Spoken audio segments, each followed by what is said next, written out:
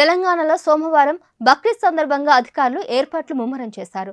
ప్రత్యేక ప్రార్థనలు నిర్వహించే ఈద్గాలు, మసీదుల్లో అవసరమైన ఏర్పాట్లు చేస్తున్నారు.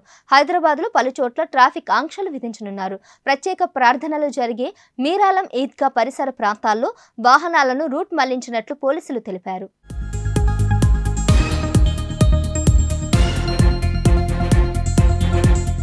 పాత బస్తీలో సోమవారం నాడు సుమారు 1000 మంది పోలీసులు బందోబస్తులో ఉంటారని ఉన్నతాధికారులు తెలిపారు.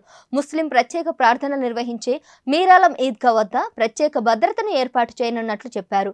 ప్రార్థనలకు సుమారు 30,000 మందికి పైగా హాజరయ్యే అవకాశం ఉందని అంచనా వేస్తున్నట్లు పేర్కొన్నారు. మరోవైపు బక్రీద్ కోసం ఇప్పటికే అన్ని శాఖల అధికారులు, మత పెద్దలతో హైదరాబాద్ సిపి కొత్తపేట శ్రీనివాసరెడ్డి సమావేశం నిర్వహించారు.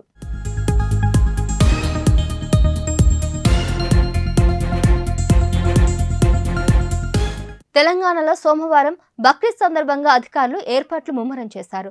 ప్రత్యేక ప్రార్థనలు నిర్వహించే ఈద్గాలు, మసీదుల్లో అవసరమైన ఏర్పాట్లు చేస్తున్నారు. హైదరాబాద్లో పలు చోట్ల ట్రాఫిక్ ఆంక్షలు విధించనున్నారు. ప్రత్యేక ప్రార్థనలు జరిగే మీరాలం ఈద్గా పరిసర ప్రాంతాల్లో వాహనాలను రూట్ మళ్లించినట్లు పోలీసులు తెలిపారు.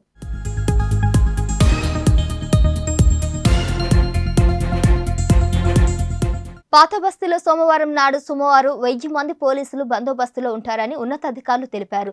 ముస్లిం ప్రత్యేక ప్రార్థనలు నిర్వహించే మీరాలం ఈద్గా వద్ద ప్రత్యేక భద్రతను ఏర్పాటు చేయనున్నట్లు చెప్పారు. ప్రార్థనలకు సుమారు 30,000 మందికి పైగా హాజరయ్యే అవకాశం ఉందని అంచనా వేస్తున్నట్లు పేర్కొన్నారు.